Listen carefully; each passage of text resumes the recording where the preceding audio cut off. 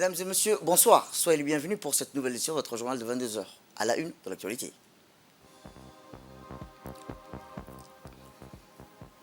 À la une dans l'actualité nationale, le président de la République, son Excellence Ismaël Omar Guelleh, a inauguré l'Institut régional Al-Wasatiyya et la culture de la paix.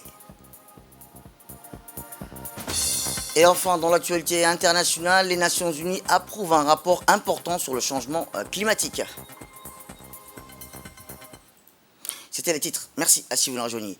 Eh bien, je vous le dis dans le titre, le chef de l'État, son Excellence Ismaël Omar Guelleh, a procédé ce matin à l'inauguration de l'Institut régional Al-Wasatiyya et la culture de la paix.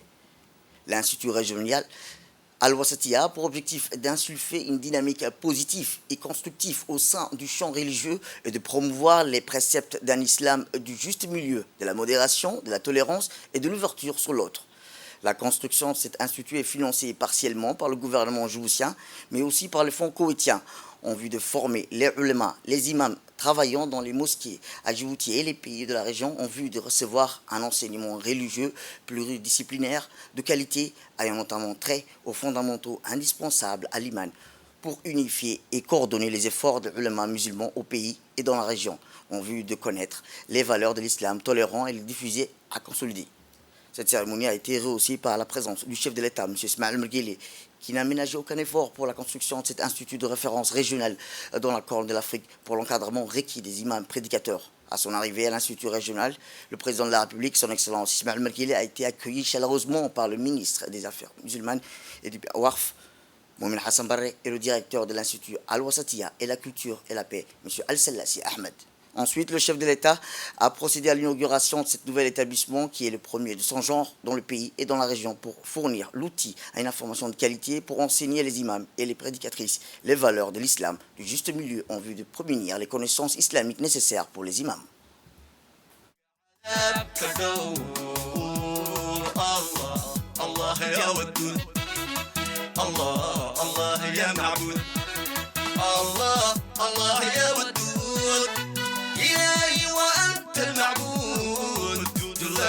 بالنيل المقصود الله الله يا ودود الله الله يا ودود الله الله يا معبود الله الله يا ودود إلهي وأنت المعبود جلنا بالنيل المقصود الله الله يا ودود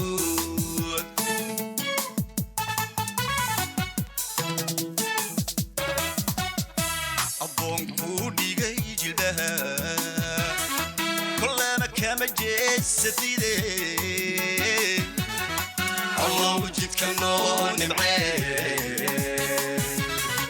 الله وجدك النون معاي الله الله يا ودود الله الله يا معبود الله الله يا ودود إلهي وأنت المعبود دلنا بنيه المقصود الله الله يا ودود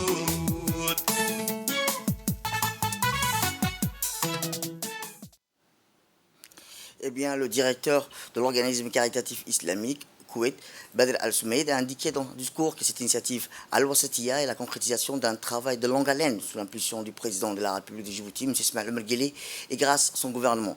L'islam modéré est fondamental pour juste compréhension de la religion, de ses préceptes et de son système, et chercher à renouveler ses significations dans les esprits, les âmes et les réalités des musulmans.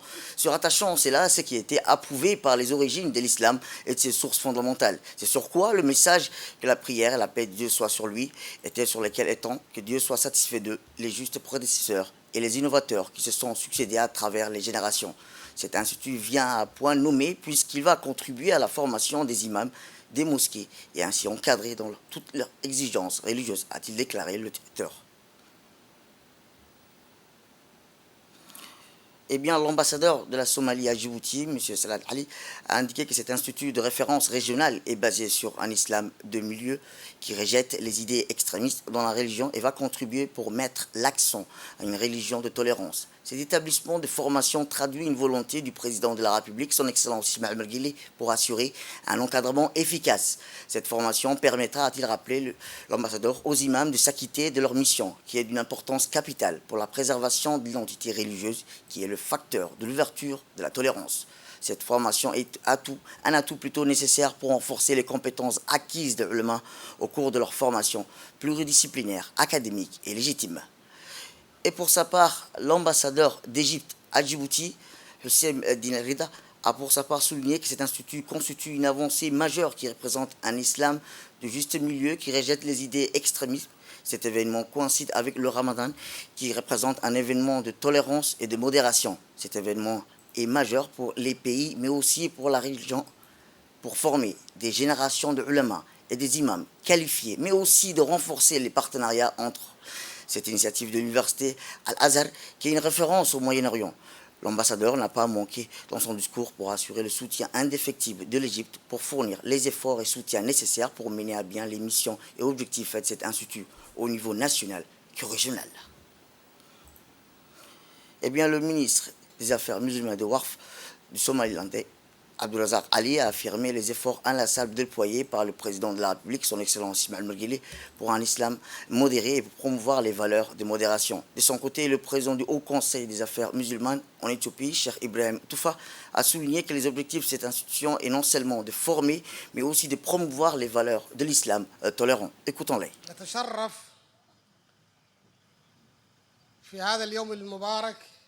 Le ministre des Affaires musulmanes du Warf au Somaliland, M. Abdulrazak Ali, a affirmé les efforts inlassables déployés par le président de la République, son Excellence M. Ismaël Merguele, pour un islam modéré, pour promouvoir les valeurs de modération, de tolérance et de coexistence et lutter contre les idées extrémistes et les groupes terroristes, soulignant le grand rôle que jouent les affaires islamiques dans la réalisation des objectifs pour former une génération des jeunes ulémas et imams.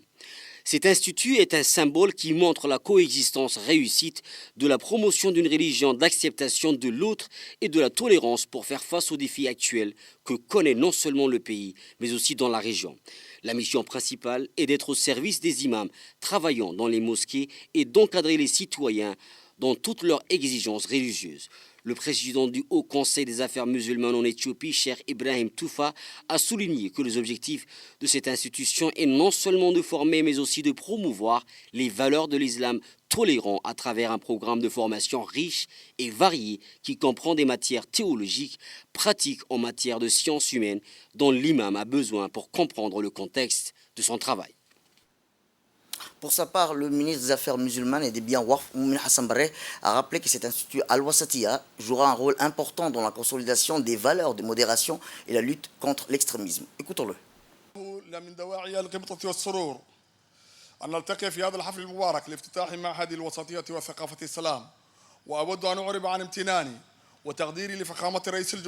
Pour sa part, le ministre des Affaires musulmanes et des biens Warf, M. Moumin Hassan Barre, a salué dans son discours les efforts inlassables déployés par le président de la République pour réaliser le projet de construction de l'Institut Al-Wasatiya et de la culture de la paix qui jouera un rôle important dans la consolidation des valeurs de modération et la lutte contre l'extrémisme. Au début de son allocution, le ministre Barre a exprimé son grand plaisir de participer à la cérémonie d'inauguration de l'Institut sous le haut patronage.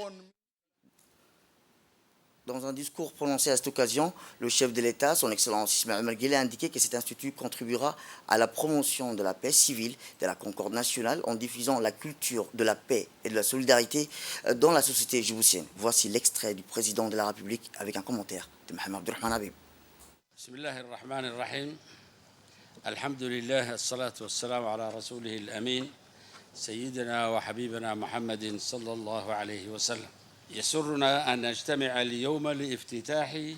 Nous sommes heureux de nous réunir aujourd'hui pour inaugurer l'Institut Al-Wasatiya et de culture de la paix qui s'inscrit dans le cadre des efforts inlassables dans l'État pour protéger les valeurs et promouvoir la tolérance et la modération. Cette institution revêt une grande importance au niveau national et régional et contribue à soutenir notre culture religieuse et à encourager l'approche de modération et d'ouverture. Dans cette manière sage, nous pouvons répandre les significations de l'orientation, de la compassion, de la sécurité et de la sûreté dans notre communauté musulmane.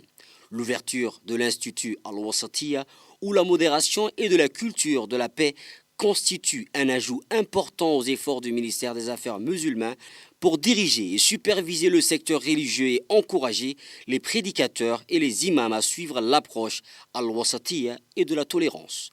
L'Institut contribuera également à la promotion de la paix civile et de la concorde nationale en diffusant la culture de la paix et de la solidarité dans la société djiboutienne.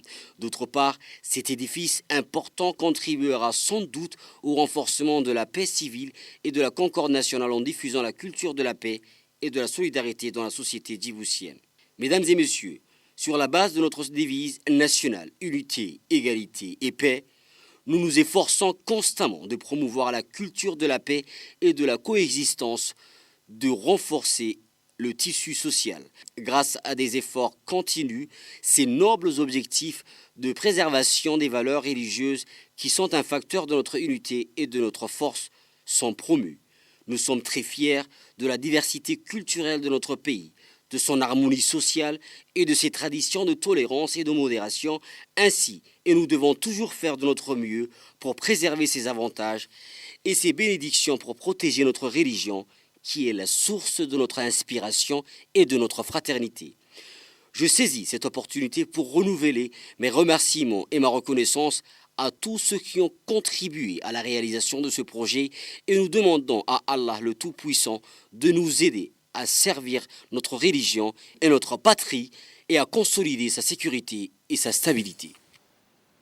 Eh bien, dans un second temps, le président de la République a rappelé qu'il a fallu beaucoup de temps et d'espoir pour concrétiser ce baptême qui permettra aux ulama et érudites d'apprendre et appréhender le savoir en théologie islamique au sein de cette noble institution. Récoutons le chef de l'État, son Excellence Ismaël Margueli. عليكم ورحمة الله وبركاته ومجددا وحان لك عاكفين إن بدن أيان لك عاكفين معهد كاسي بفضل ولاله النرير كويت. Après le salut traditionnel, le président de la République a reconnu qu'il a fallu beaucoup de temps et d'espoir pour concrétiser ce baptême plein de baraka qui permettra à nos ulémas et érudits de tous bords d'appréhender le savoir en théologie islamique au sein de cette noble institution dénommée Al-Wasatiyya, ou centre de juste milieu. Ce projet qui a débuté il y a longtemps a vu enfin le jour par la grâce de Dieu et je tiens donc à rendre hommage, a-t-il dit le président, à nos confrères koweïtiens qui ont pu rendre possible à ce que nous nous retrouvions tous ici aujourd'hui et ceci grâce à la volonté du Tout-Puissant. Nos ulémas, nos théologiens et nos hommes de savoir de tous bords ont enfin entre leurs mains un lieu où non seulement ils peuvent perfectionner leur savoir religieux mais également où ils auront l'occasion de guider la population dans le bon sens en leur inculquant leur savoir en matière islamique. Chaque jour que Dieu crée, le savoir évolue, s'alourdit en contenu et par conséquent même, on ne peut l'atteindre d'une manière concrète. Mais nous nous devons de faire un effort pour que nos ulémas se rapprochent de la perfection. Le savoir permet d'éviter à la population de s'acheminer vers l'extrémisme ambulant devenu une vraie pandémie de nos jours. La philosophie première de notre religion est d'éviter le mal en favorisant le bien, car l'islam est une religion qui prône la bonne conduite, l'amour entre le peuple et le bien-être social. Le plus grand bien-être que ce centre peut fournir à tous les genres, hommes et femmes, c'est de suivre l'évolution du savoir qui s'enrichit de jour en jour, d'où en recyclage et apprentissage continu. En ce qui concerne nos faiblesses et nos manques, nous avons la chance d'avoir comme partenaire religieux la noble institution Al-Azhar. Enfin, en moins de 3 jours du mois béni du Ramadan, nous implorons le Créateur à ce qu'il nous facilite et accepte notre jeûne et nos dévotions de tout genre, à savoir les prières obligatoires et facultatives, tout en nous permettant de vivre ensemble dans la joie, l'harmonie, la paix et l'union. Puis le président de la République, son Excellence Ismaël Margueli, a procédé à une visite dans les différents locaux de l'Institut régional Al-Wasatiyya. Le bâtiment de l'Institut comprend en plus des salles de classe, des ateliers de formation professionnelle, des salles de réunion, des espaces de lecture et recherche. Le programme de formation comprend des matières théologiques, pratiques, théoriques et un certain nombre de matières de sciences humaines dont l'imam et les ulama dans les pays et les pays de la Corne de l'Afrique ont besoin pour comprendre le contexte de leur travail. Outre ces matières, le programme comprend une formation professionnelle leur permettant de pratiquer un encadrement de qualité requis pour répondre aux demandes de notre pays, mais aussi dans la région pour former des imams.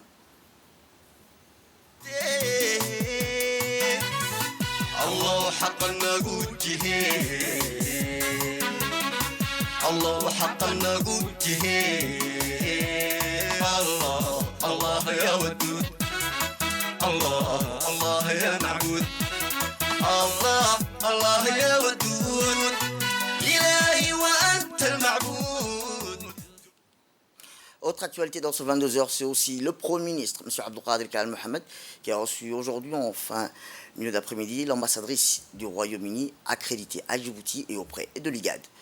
Au centre de discussion entre le Premier ministre et la diplomate britannique, les relations de coopération entre la République de Djibouti et le Royaume-Uni, ainsi que les voies et moyens de développer encore davantage. Les deux parties ont passé en revue qu'occasion plusieurs sujets d'intérêt commun dont le rôle est prépondérant de notre pays dans la préservation de la paix et la sécurité.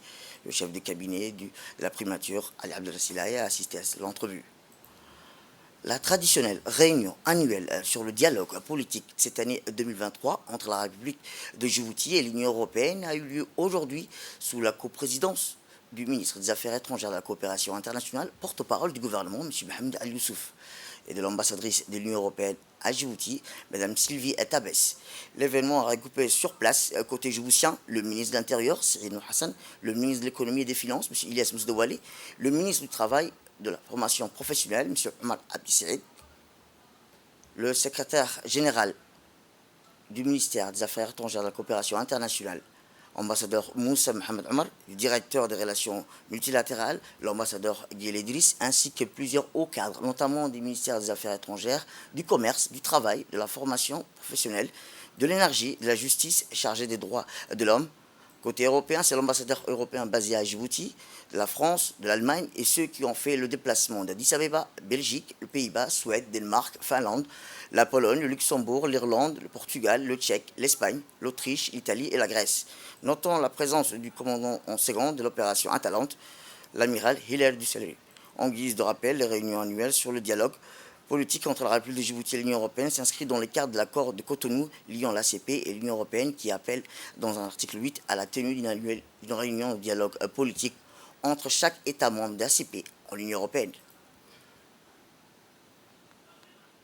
La Corne de l'Afrique et nous appelle à la prudence et à la mesure.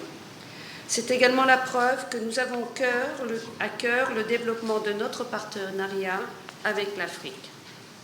Monsieur le ministre, toute l'équipe Europe ici présente, c'est-à-dire les États membres résidant à Djibouti, l'Allemagne et la France, mais également les non-résidents sont venus nombreux d'Addis Abeba, mais je pense aussi à ceux qui n'ont pas pu se joindre à nous ce jour et qui sont résidents à Nairobi, au Caire et ailleurs, mais qui nous suivent avec intérêt. Nous, équipe Europe, apprécions vraiment que vous ayez accepté d'organiser cette réunion durant les préparatifs du mois saint du Ramadan, malgré votre agenda chargé à l'issue des élections législatives du 24 février dernier. Les hommes et les femmes en uniforme font également partie de notre équipe, les FFDJ, la base italienne et bien évidemment les marins, à qui nous devons le succès de notre mission navale, l'opération Atalante, représentée aujourd'hui à la demande du commandant des opérations par l'amiral Dusselier et son équipe, que je remercie d'avoir fait le déplacement jusqu'à Djibouti. Depuis notre dernier dialogue, nous sommes bien sûr très heureux que vous, Monsieur le ministre, et Monsieur le ministre Ilyas, demeuriez les piliers de l'équipe avec tous les autres ministres. Cela ne serait pas la même chose sans votre leadership. Ceci facilite notamment à nos équipes d'approfondir le partenariat entre l'Union européenne et la République de Djibouti dans un engagement et une atmosphère ouverte, franche et toujours sincère. Dans un discours prononcé à cette occasion, le ministre des Affaires étrangères et de la coopération internationale, porte-parole du gouvernement, M. Mohamed Al-Youssouf, a rappelé l'importance de ce dialogue politique, qu'a-t-il dit, un exercice de partage de points de vue et d'idées sur le partenariat entre l'Union européenne et la République de Djibouti et qui représente le baromètre d'une coopération qui se veut respectueuse, constructive, axée sur les défis du présent et les perspectives d'avenir. Écoutons-le. C'est toujours un réel plaisir pour moi de me retrouver parmi vous à notre traditionnelle rencontre annuelle sur le dialogue politique entre la République de Djibouti et l'Union européenne. Permettez-moi tout d'abord de vous souhaiter donc à toutes et à tous la bienvenue et je vous adresse également mes vifs remerciements pour votre présence à cette importante réunion entre nos deux parties qui se tient donc conformément à l'article 8 de l'accord de Cotonou. Notre présence à tous aujourd'hui témoigne de l'intérêt que nous portons aux relations de coopération auxquelles la République de Djibouti et l'Union européenne ont consenti d'être liées. Je saisis donc cette occasion pour vous exprimer à tous encore une fois la bienvenue, mais en particulier à Madame l'ambassadrice Sylvie Tabès, qui participe avec nous à son premier dialogue politique. Soyez assurés, Mesdames et Messieurs, de mon soutien, du soutien du gouvernement de Djibouti pour ce partenariat que nous chérissons tous. Notre dialogue consistera à aborder, d'une part, des thèmes que nous avons identifiés d'un commun accord, et d'autre part, d'entamer un débat interactif pour s'accorder sur une approche commune de notre relation de coopération.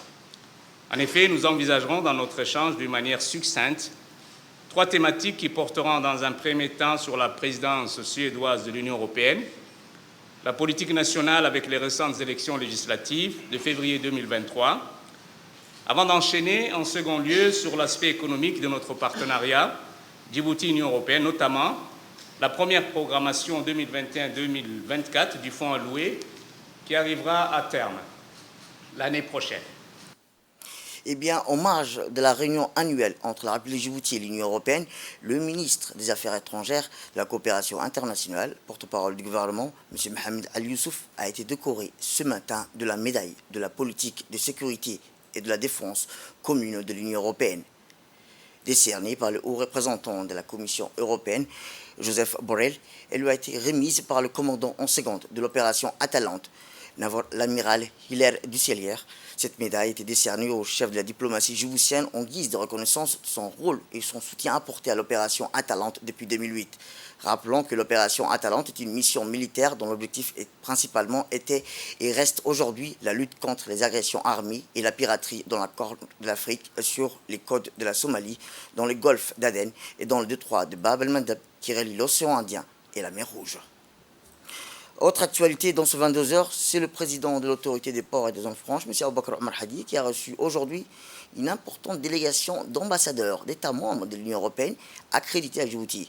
Cet événement a eu lieu à la zone franche internationale de Djibouti, PK23, et a vu la participation des ambassadeurs d'États membres de l'Union européenne accrédités à Djibouti comme la France, la Belgique, l'Allemagne. Une présentation sur les projets de l'autorité des ports au cours de laquelle les ambassadeurs ont échangé avec le président de l'autorité des ports sur les différents sujets tels que la position stratégique de Djibouti sur les différents ports de la région et les performances de la SGTD qui s'est classée premier port d'Afrique subsaharienne. Ont été évoquées l'expertise de Djibouti dans le domaine de soudage, le chantier de réparation navale et le renforcement des capacités humaines dans le domaine des lois, de la sécurité maritime, les voies et les moyens d'attirer les PME et les opportunités existantes pour les investisseurs européens ont été mentionnés au cours de cette réunion. Autre actualité dans ce 22h, c'est aussi la ministre de la Jeunesse et de la Culture, Dr Hibo Boum Assoué, qui a assisté de son conseiller technique chargé. Elle a pris part à la réunion du Conseil des ministres arabes de la Jeunesse et des Sports dimanche dernier dans la ville de Jeddah, au Royaume d'Arabie Saoudite, en présence de ses homologues ministres arabes de la Jeunesse et des Sports et d'un certain nombre de responsables et dirigeants. Ce conseil organisé par la Ligue des États arabes vise à réaliser la coopération, la coordination, l'intégration, les plans et les programmes, les études et la recherche dans le domaine de la jeunesse et des sports en coopération avec la Fédération des comités nationaux olympiques arabes. L'importance de cette conférence ministérielle réside également dans la prise de décisions communes et collectives sur toutes les questions concernant la jeunesse arabe représentée au Conseil, y compris les recommandations commission jeunesse, sport et finances. Retour à Djibouti où le ministère de l'Éducation nationale et de la formation professionnelle, en partenariat avec l'Organisation internationale de la francophonie, a organisé aujourd'hui une cérémonie de lancement de la 2e édition de la formation en numérique dans le cadre du programme intitulé « 10 clics, formez-vous au numérique ». La cérémonie de lancement s'est déroulée au lycée technique de Gabod en présence du secrétaire général du MENFOP, M. Mohamed Abdallah Mayoub, du conseiller de coopération et d'action culturelle de l'ambassade de France à Djibouti, M. Stéphane Gallet, du directeur général de l'UPE, M. Abdelkader Ahmed, de la représentante de l'OIF auprès de l'Union européenne, Mme Oumouer, et le directeur du SCREF à Djibouti, M. Youssef Arif, qui ont parrainé la cérémonie. Le programme 10 clics s'inscrit dans le cadre de la mise en œuvre de la stratégie francophonie numérique 2022-2026 adoptée lors de la conférence ministérielle de francophonie en 2021 et vise notamment l'amélioration de l'acquisition des compétences numériques, en particulier par les jeunes et des femmes et les personnes en situation de vulnérabilité. Cette année, le lancement de la 2e édition de la formation numérique coïncide avec la célébration de la Journée internationale de la francophonie, avec un thème lié au numérique. Grâce à cette formation 10 clics, plus de 100 jeunes Djiboutiens bénéficieront plutôt de 3 mois de formation en développement web et infographie. Notons qu'en fin de la cérémonie est clôturée par la remise des ordinateurs aux porteurs de projets pilotes 10 clics de l'année dernière. De contenu culturel, les collègues en parleront certainement. On se rend compte de l'importance du numérique et surtout l'importance de le comprendre. Et le comprendre, c'est tout l'intérêt de ce projet Déclic. Et je le répète, vous avez vraiment de la chance de comprendre. Demandez à vos parents ce qu'ils connaissent du numérique. Vous verrez les réponses. Quand on est mécanicien, quand on est plombier, finalement, on a toujours affaire au numérique. Quand on est écrivain, tous nos métiers, toute notre vie tourne autour du numérique. En 2021, 1300 jeunes ont été formés et accompagnés à l'insertion professionnelle dans 10 pays francophones. Et sur ces 1300 jeunes, 51% étaient des femmes et 42% des formations se sont tenues en zone périurbaine ou rurale.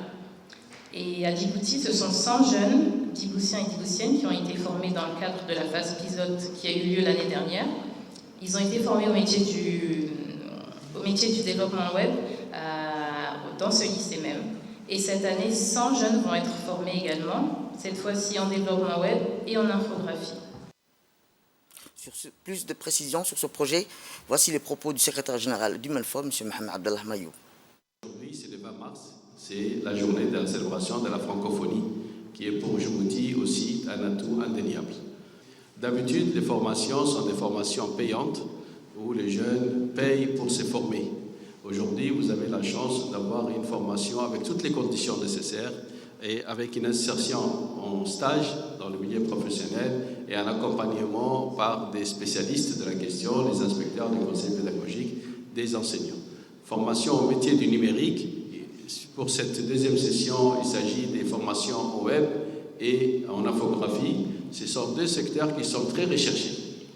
Et je suis sûr qu'à la fin de la formation, vous aurez toutes les chances pour pouvoir soit créer votre propre auto-entreprise, une petite entreprise, je pense que c'est possible, mais également vous pouvez aussi trouver du travail assez facilement. Donc saisissez cette chance, investissez-vous, essayez d'être innovateur, créatif, et je pense que les résultats seront au rendez-vous pour vous. Aujourd'hui, cette formation est aussi parmi les offres que l'OIF propose. Et cette collaboration se poursuit encore et nous espérons qu'elle se poursuive et qu'elle se développe encore davantage. Je souhaite un plein succès à cette formation et bon courage à toutes et à tous. Merci beaucoup. Tout à fait autre chose. Le Palais du Peuple a abrité hier après-midi une réunion du comité de pilotage des participations de la société civile à la gouvernance et au développement local à Djibouti. La réunion a été présidée par le président de l'Association nationale des collectivités locales de Djibouti, M. Omar Hussein, et a vu la participation des présidents des conseils régionaux et les présidents de 3 communes de la ville de Djibouti ainsi que les sociétés civiles. La dite projet vise d'une part le renforcement des capacités et l'organisation de la société civile en vue de les préparer à participer significativement aux processus locaux et d'autres capitaliser l'expérience acquise à travers la NCLD.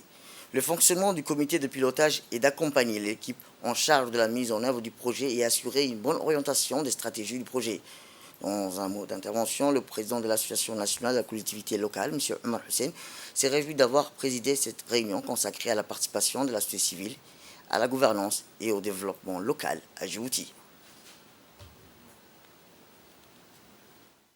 Le projet pour lequel nous sommes réunis est mis en œuvre par l'Association internationale des maires des francophones en partenariat avec l'ANCLD. Il est cofinancé par l'Union européenne à 90%, comme l'assistant l'a dit, et à 10% par l'AMF. Elle porte sur 3 composantes: le renforcement des capacités institutionnelles et plaidoyer de la NCLD, la composante renforcement des capacités des OS, c'est-à-dire vous, la composante réalisation 3 des projets concrets pour les OSC djiboutiennes. Les principaux bénéficiaires et en partie prenants du projet sont les collectivités territoriales, les organisations de la société civile, et ce qui fait la particularité du projet dont l'objectif est de créer, entretenir un cadre de concertation, de dialogue entre autorités locales et organisations de la société civile pour une gouvernance et un développement local au service de nos comités de base. Je voudrais, pour finir, remercier sincèrement toutes les personnes et autorités qui se sont impliquées dans le processus de mise en œuvre du projet depuis son démarrage, surtout l'équipe de la NCLD qui a sillonné toutes les régions ou communes pour présenter le processus du projet. Et enfin, pour clore l'actualité nationale, après les fortes précipitations qui ont eu lieu hier, les moyens des différents services de l'État ont été mobilisés au premier rang, parmi lesquels l'ONEAD, accompagné par le service de la protection civile, ceux de la préfecture de la ville de Djibouti, qui ont commencé les opérations de pompage des eaux pluviales sur les principales artères de la ville et les zones à quartiers durement touchés par les inondations. Comme vous le voyez sur nos images, les artères de la ville sont presque vides après une forte mobilisation des services de l'État. Eh bien, la direction de l'assainissement a mis en place des équipes d'intervention pour le pompage des eaux pluviales dans certaines zones très impactées par les inondations.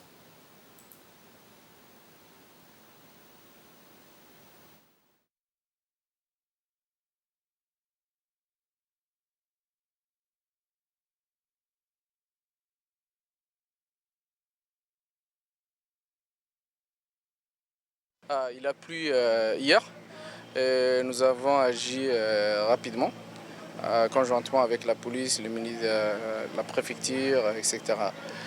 Donc la situation aujourd'hui s'améliore très vite au niveau des grandes artères.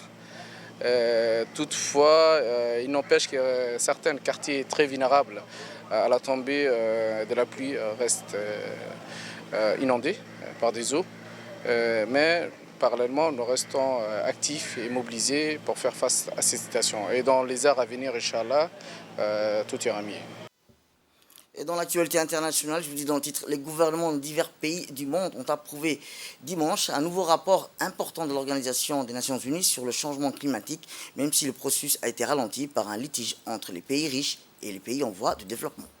Les gouvernements des divers pays du monde ont approuvé dimanche un nouveau rapport important de l'Organisation des Nations Unies sur le changement climatique. Même si le processus a été ralenti par un litige entre les pays riches et les pays en voie de développement quant aux objectifs des missions à l'aide financière destinée aux pays vulnérables. Ce rapport, redirigé par des centaines de scientifiques qui font partie des meilleurs au monde, devrait être approuvé par les délégations gouvernementales vendredi. Le rapport du groupe d'experts intergouvernemental sur l'évolution du climat résume de nombreuses recherches sur le réchauffement climatique compilées depuis l'accord de Paris sur le changement climatique en 2015.